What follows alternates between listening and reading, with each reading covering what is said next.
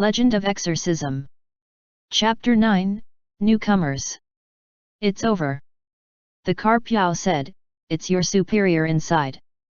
It's your Zenchi. What should we do? Everyone looked at each other in dismay. Hung Jun said, I'll wake him up and apologize for the trouble I've caused. Hung Jun summoned up his courage and walked forward as the other three looked at him. In the end, it wasn't good to let Hung Jun undertake the responsibility alone, so they followed him in. Hung Jun carefully patted Li Jinglong's face and whispered, Hey, wake up. The Carp Yao said, That's what you call waking up? Just slap him. Hung Jun frantically replied, He's the superior. Are you bossing me around? Without further ado, the Carp Yao went forward and slapped Li Jinglong with both hands on the spot, the papa resounding sharply. Everyone almost got scared out of their pants. They hurriedly exclaimed, Stop! Li Jinglong quivered and woke up in an instant. No sooner said than later, A Tai shrewdly took the task as he sturdily hit Li Jinglong on the back of his head with his zither. With a muffled sound, Li Jinglong was knocked unconscious again.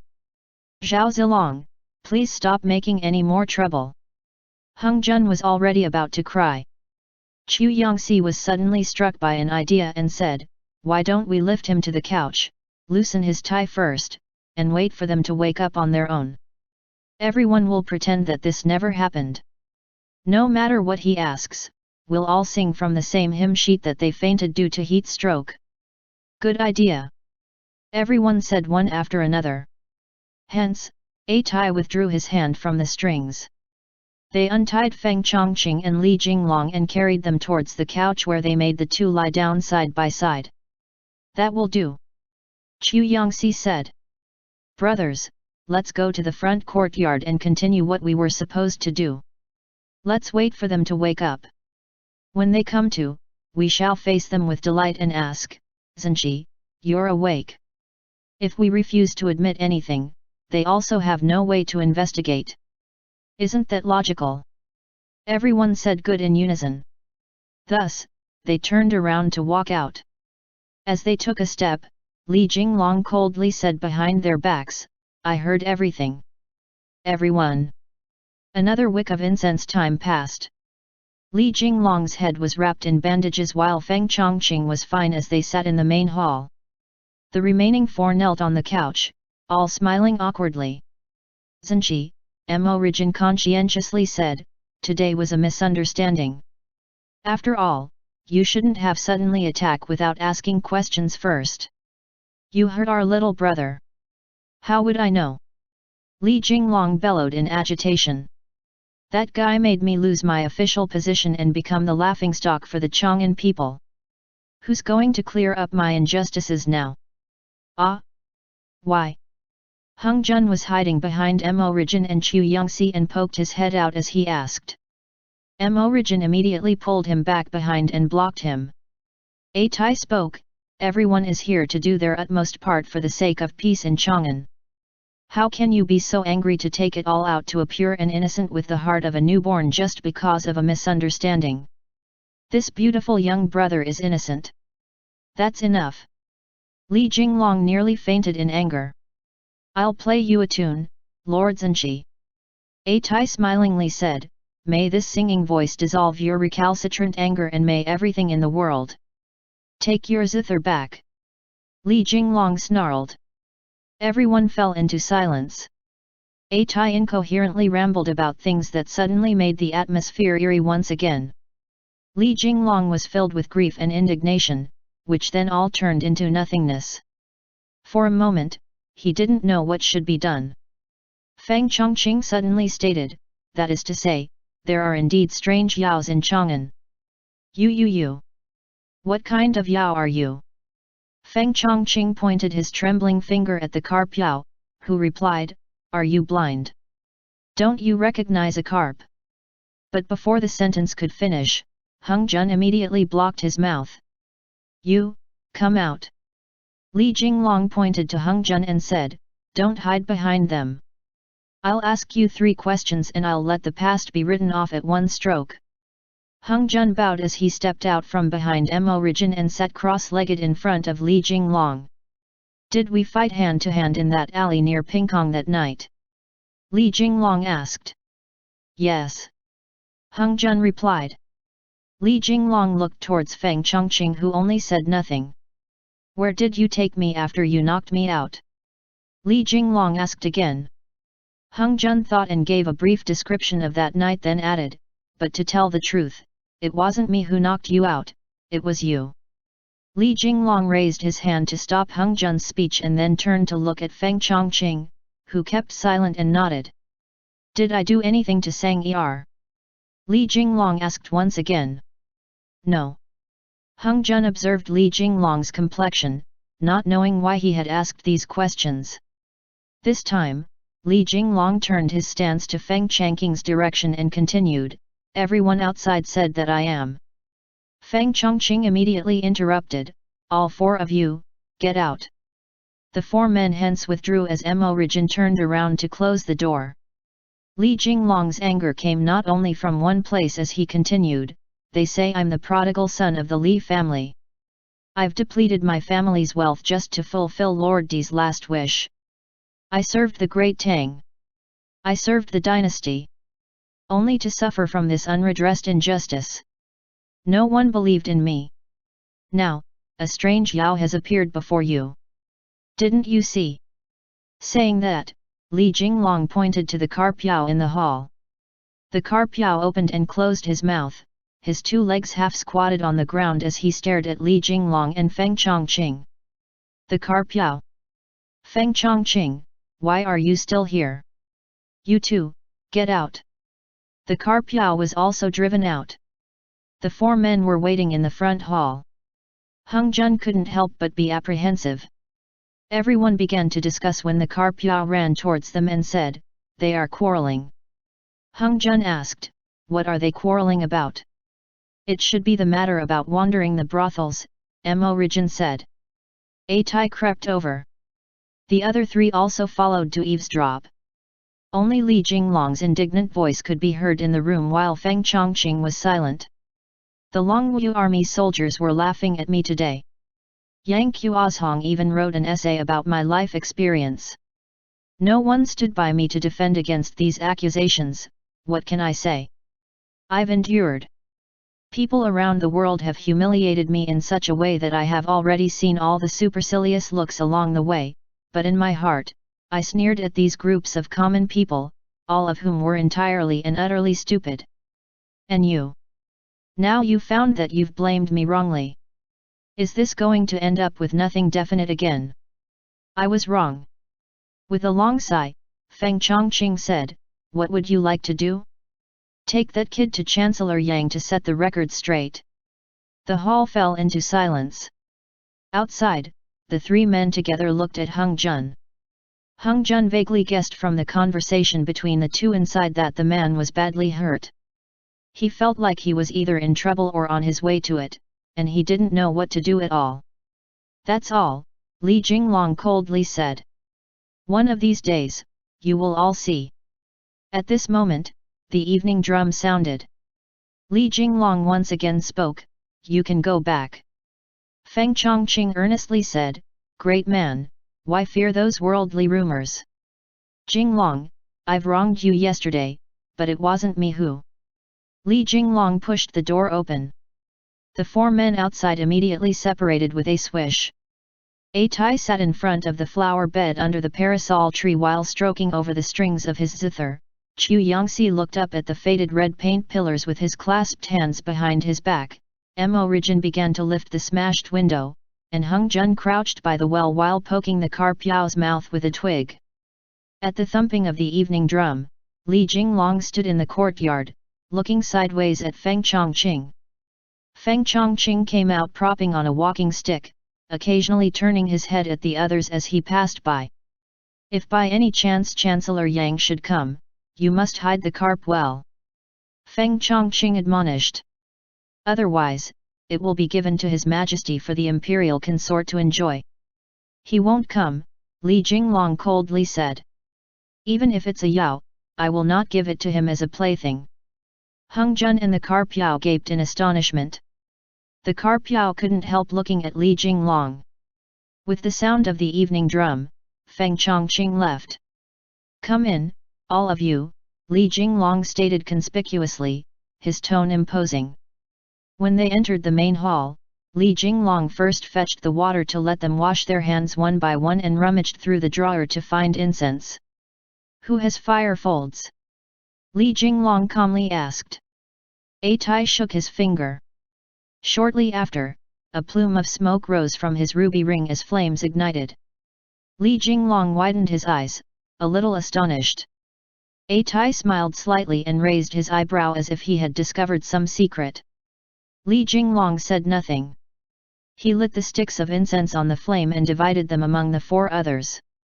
He held 3 incense sticks, walked to the mural, and bowed 3 times to pay respect to the portrait of De Renja. "Lord D, the exorcism department reopens today. May your spirit and soul bless us and the great Tang." After Li Jinglong paid respects, he beckoned everyone to come and simultaneously stick the incense into the censer. Finally, he looked up at the mottled man on the mural before he turned around and left the main hall and dropped the word, "Disperse." The sound of the evening drum was still far off. Everyone obliged and anxiously dispersed. Origin squatted in the courtyard. The remaining 3 started chatting, looking towards the east wing from time to time. They didn't know what Hung Jun had done to anger Li Jinglong. They speculated that he had taken him to the brothel that ruined his reputation. However, Hung Jun didn't know what a brothel was. Thus far, they could only remain baffled. Everyone summed up that Li Jinglong started to attack and disregard any reasons without perceiving the other side and became impulsive.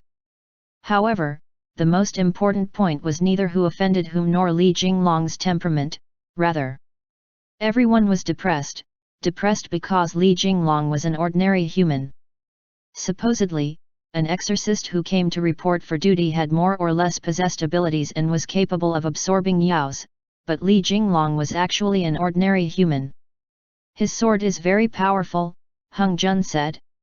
"It can break through my pentacolored sacred light."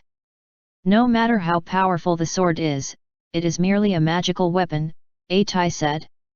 "How can you do that if you haven't got any abilities within you?" AI. Hung Jun didn't want to say that Li Jinglong had absorbed the heart lamp. Moreover, it wasn't verified whether it was in him. After much deliberation, everyone was rather dejected. Origin fundamentally thought that the one governing the exorcism department should be a dab hand. A Tai saw Li Jinglong as utterly boring. Chu Yongxi thought the Zhenqi of the exorcism department somehow had some abilities to protect his subordinates. However, seeing Li Jinglong's skill, apart from his high-level martial arts and a magical weapon in his hand, he had no merits and inevitably few interests. Speaking of whom, Li Jinglong came out of the east wing and went to the front courtyard to get the bedding, turning a blind eye towards them. They didn't say anything more, apparently remaining unconvinced by this Zhenqi. "Then, what should we do next?" Hung Jun asked. "Let's wait for his instructions," A Tai smilingly said. He did whatever was told. "Let's go back." As A Tai left, Chu Yongxi spoke. "I don't want to follow after him to catch yaos, but I still have to make efforts to protect him even though I fear death." Chu Yongxi then left. Origin shrugged and was about to ask Hung Jun which room he would reside in when Hung Jun told him that he would go see Li Jinglong first. Hence, he quietly went over. Standing outside the east wing, Hung Jun looked around as the moon was at its culmination, fully cooling the place in autumn. He saw Li Jinglong carrying the bedding in. The lofty silhouette was making his bed under the light. "Zhenqi, do you need help?" Hung Jun asked. "Say nothing," the Carp Yao spoke from the side. "If you are sincere in helping, go in." "Ah." "Hung Jun, you, shut up." End chapter. Legend of Exorcism. Chapter 10, The Renewal of All Things. Li Jinglong didn't answer. When the shadow cast by the lamplight paused in its motions, Hung Jun took this chance to push open the door and enter. "Get out," Li Jinglong said. "Who taught you to trespass on your superior's quarters?" Hung Jun scratched his head as he stepped out again and peeked in from the outside. The Carpiao stood by Hung Jun's feet, placing his head on the threshold as he glanced in. Li Jinglong finished straightening his covers, and as he stood up, he turned and glanced at Hung Jun. "I think I've caused you trouble," Hung Jun said. "Is it bad?" Li Jinglong breathed in deeply.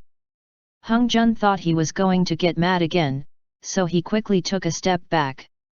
"How old are you?" Li Jinglong asked, studying Hung Jun. Hung Jun reported his age, and Li Jinglong said, voice low, "Keep your yao under control. If it manages to get out and scare people, you should just go home. It can't happen again."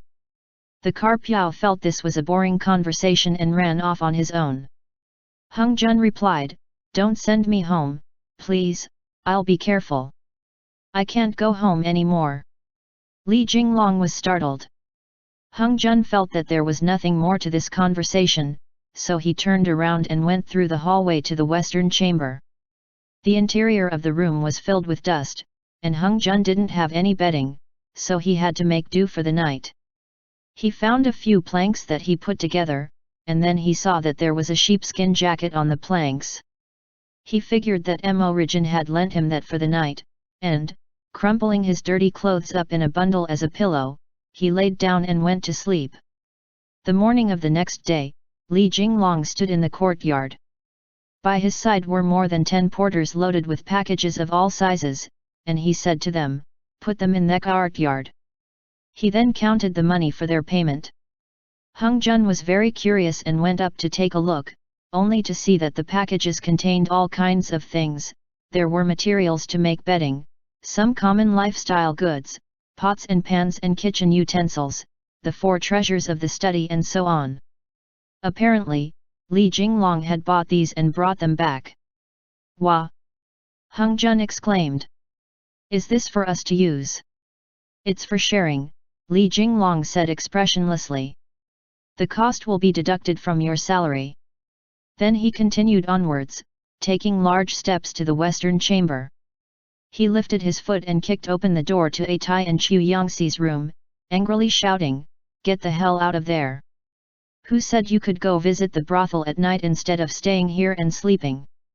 The two of them had quietly snuck out at night to explore a bit, so they had only slept less than 2 shishan.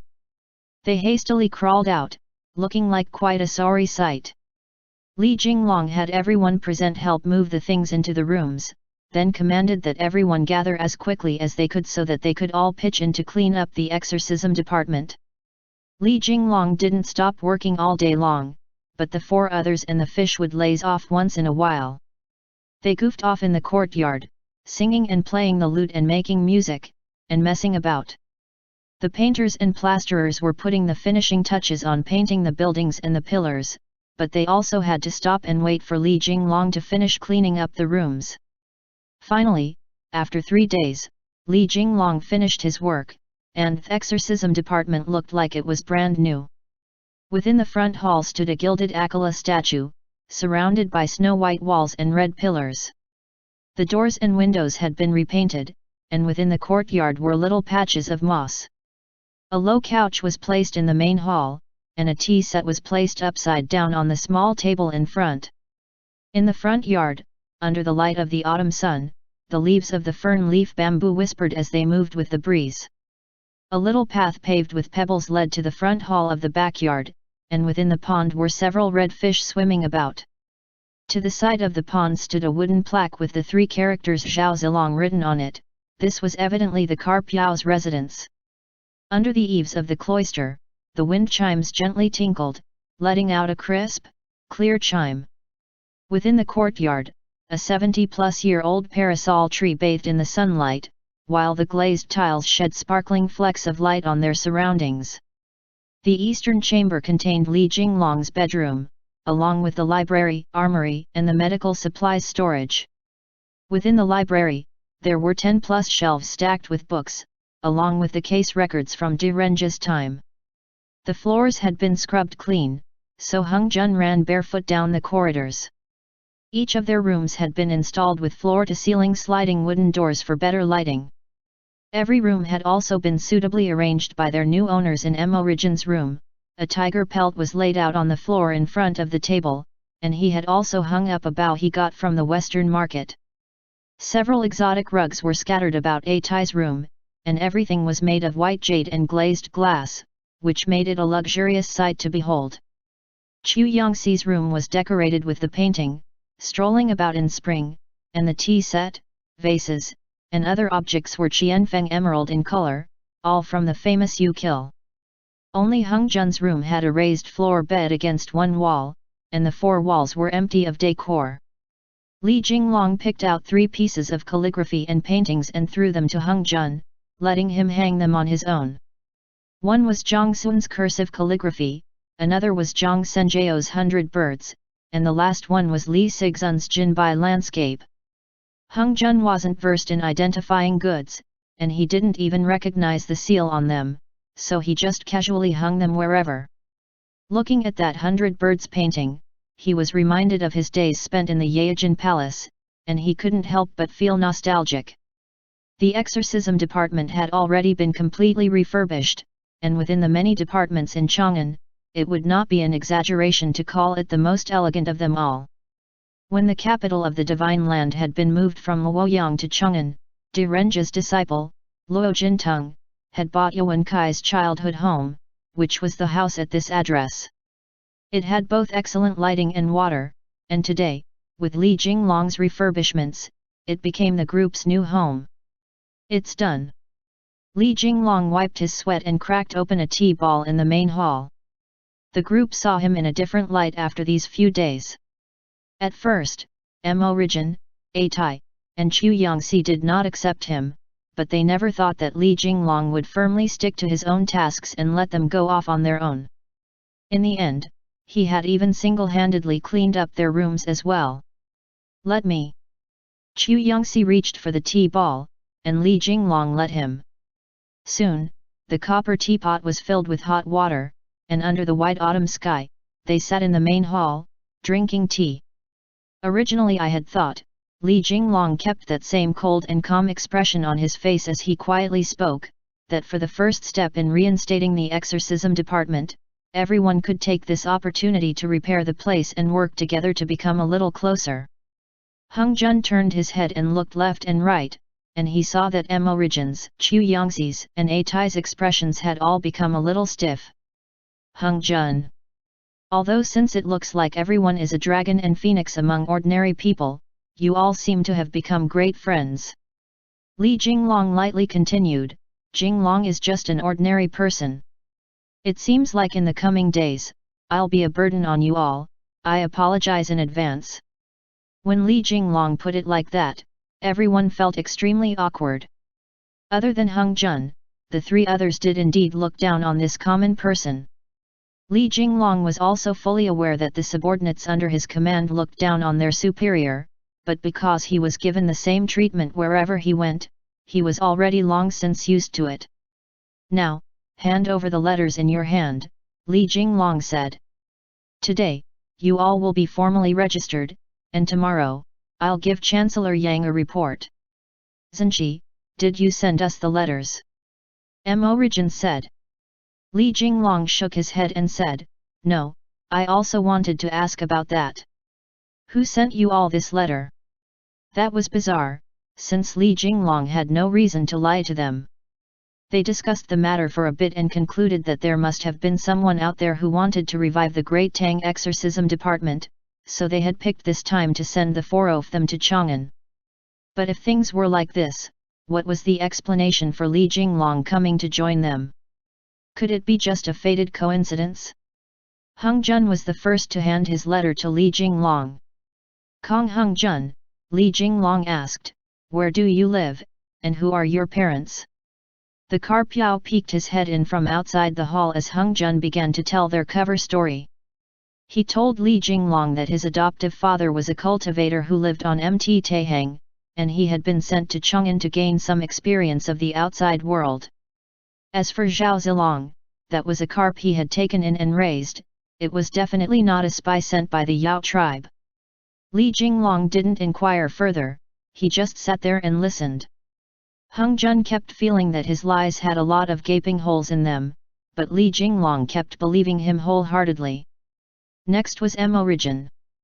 Mo-Rijin was of the Shiwei tribe, and like Hung Jun, he told Li Jinglong that he was also here to gain some experience.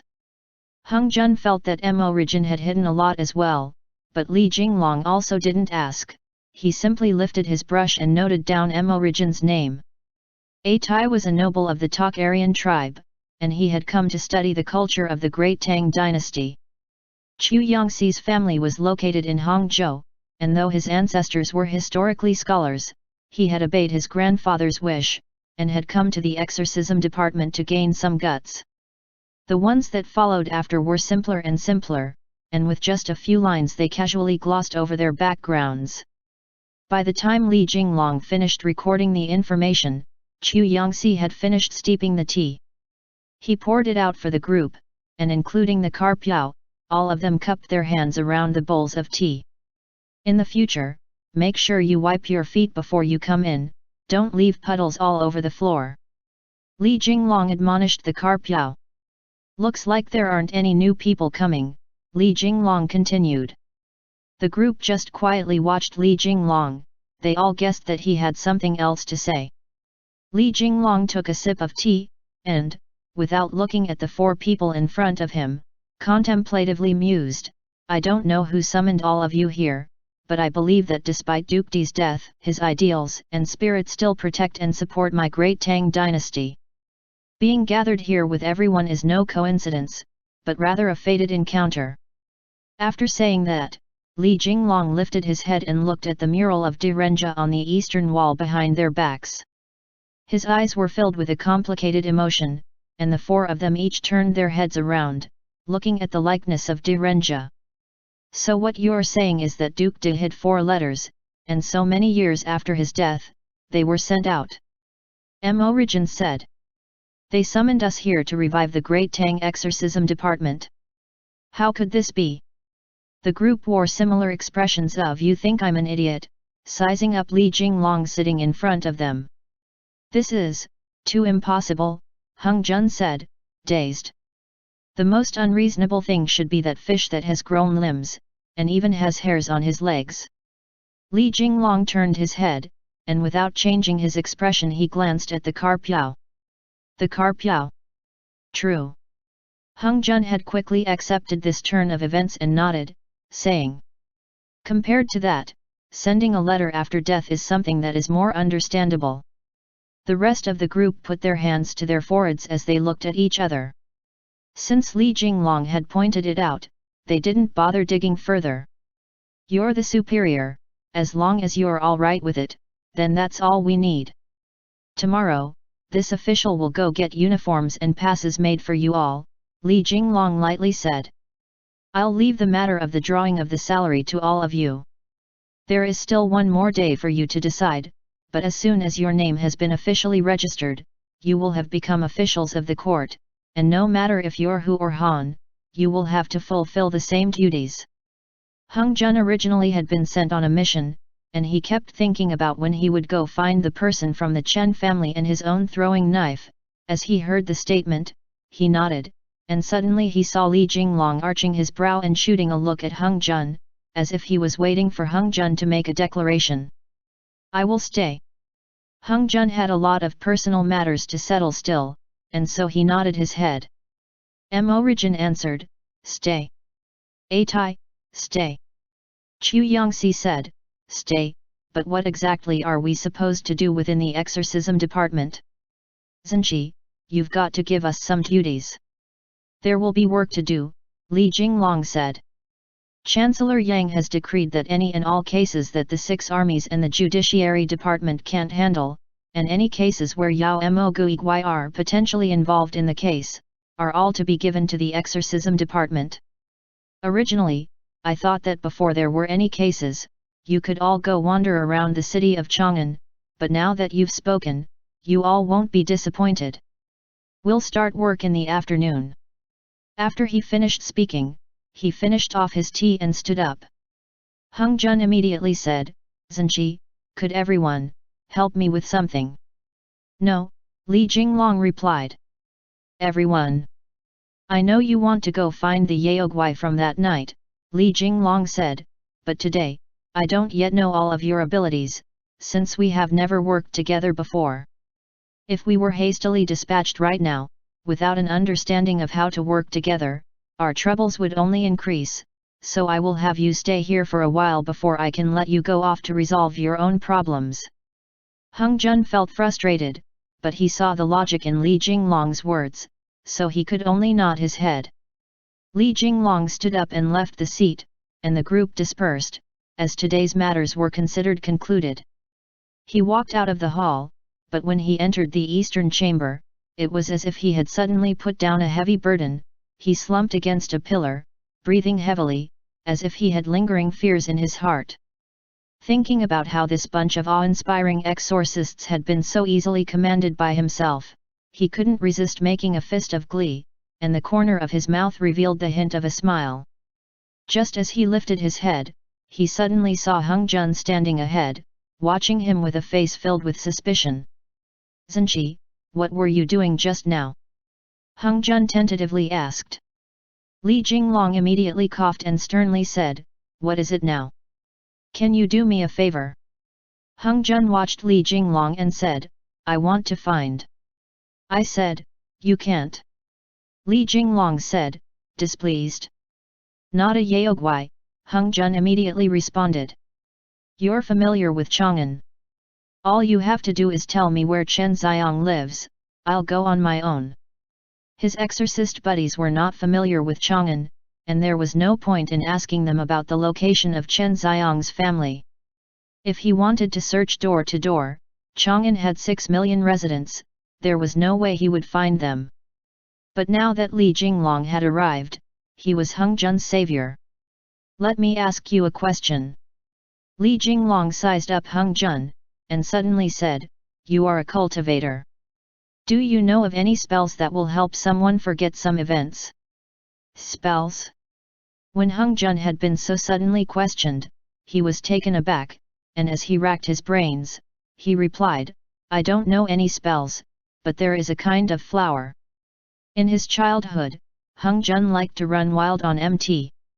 Taihang, and within the Yaojin Palace, there were many strange and wondrous sights. He seemed to remember, in the back hall, there grew a kind of plant native to the western regions. End chapter.